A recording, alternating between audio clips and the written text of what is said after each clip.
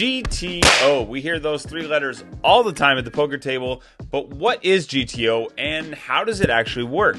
We're going to answer that question today. I'm going to give you two examples that'll help you to break down and really comprehend GTO better.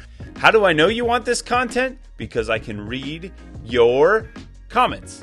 I'm going to give you these two examples, but throughout this, I'm going to ask you to pause the video for your own sake. You don't have to, but you'll get more out of this if you'll pause the video, think about the answer for a moment, try to come up with the answer yourself, and I'll give you the answer. So let's start off with the collecting a debt game, in which I am a deadbeat friend. I'm visiting Reno and my friend Jeremy from Color Up. And while I'm in town, I end up owing Jeremy $100, but I don't want to pay it because I'm a dirtbag friend. I've agreed that if we meet up, next time we meet, I'm going to pay him $100. But I really want to play poker, and I don't want to pay the debt at the same time. I got to choose between either the GSR or the Peppermill. Those are the two rooms that I like to play, and I know that Jeremy will probably be at one of them, so I'm going to choose one of those rooms. Now, let's say, for whatever reason, that I prefer the Peppermill, and I go there 60% of the time, and I go to the GSR only 40% of the time. Now, Jeremy has enough gas to get from his house to one of those poker rooms and back. He needs to collect that $100. So what should his strategy be? Pause the video for a second and think about it. This one's not super difficult. So because I'm showing a preference for the Peppermill, he's just going to go to the Peppermill every time. Now, 60% of the time, he's going to collect $100. When he actually goes and collects his debt, it will be $100. But the expected value of that decision over time will be that 60% of the time he collects $100, meaning on average, him driving to the Peppermill is going to be worth about $60. On average, when he drives to the GSR instead, it's only going to be worth about $40. So if that's the case, he should always go to the location that will pay him the most money on average over time.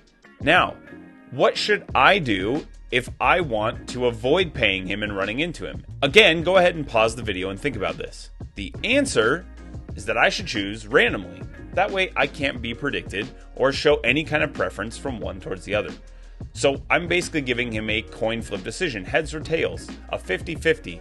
That way his value to show up at the Peppermill is $50. His value to show up at the GSR is $50. That way I am most likely to avoid my payment. Now again, I'm a dirtbag friend in this scenario. This is not the way I live my life, but for the sake of trying not to pay in this game, that's what I would need to do. I would need to randomize. If I'm taking a strategy of randomizing and going to either location, how should Jeremy respond in his decision to choose either the Peppermill or the GSR? The answer is that, well, we're not very good at randomizing. He can choose either one, but as human beings, we will tend to put a little bit of a preference in subconsciously. So he could flip a coin, or he could use a random number generator between 1 and 2.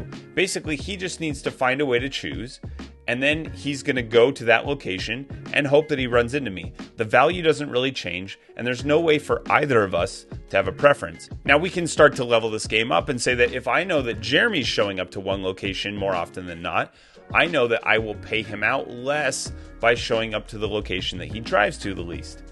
So this goes both ways, but the question that was established is, if we're giving an opponent just a 50-50 coin flip type of scenario, how does this ever favor us? How do we ever come out ahead? And that brings us to example number 2. Example number 2 is the Ace King Queen game, in which you're playing basically a high card game. Whoever has the highest card is going to win, and one player will be dealt a king every single time.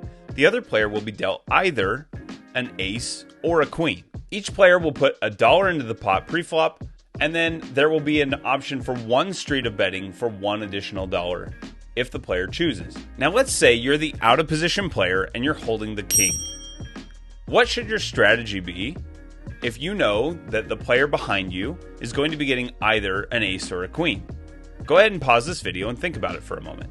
If we bet with the king, the player behind us has perfect information and can either choose to call and win 2 of our dollars every time they have an ace, or fold and lose 1 of their dollars every time they have a queen.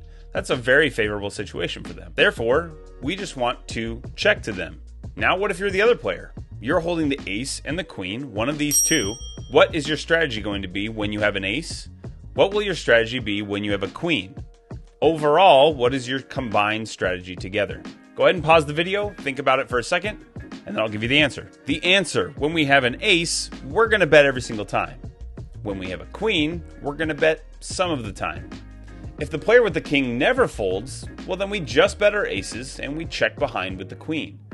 But when we balance, our opponent now has no good decision, no best decision, and now they have to try to find a way to navigate. The goal of game theory is not that you will be a computer, but that you will understand a situation and know if you should be trying to exploit an opponent or if you need to try to balance and give them no best decision. As we saw in the first game, the value of giving them no best decision basically reduces their ability to attack you or to find a weakness in your game.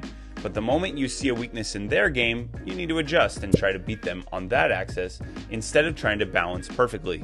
Now, when it comes to actually applying this theory at the table, it gets infinitely more complicated. We're no longer dealing with 3 cards, we're now dealing with poker ranges. We're dealing with range 1 versus range 2. We're dealing with multiple streets of betting. We're dealing with an uncapped bet.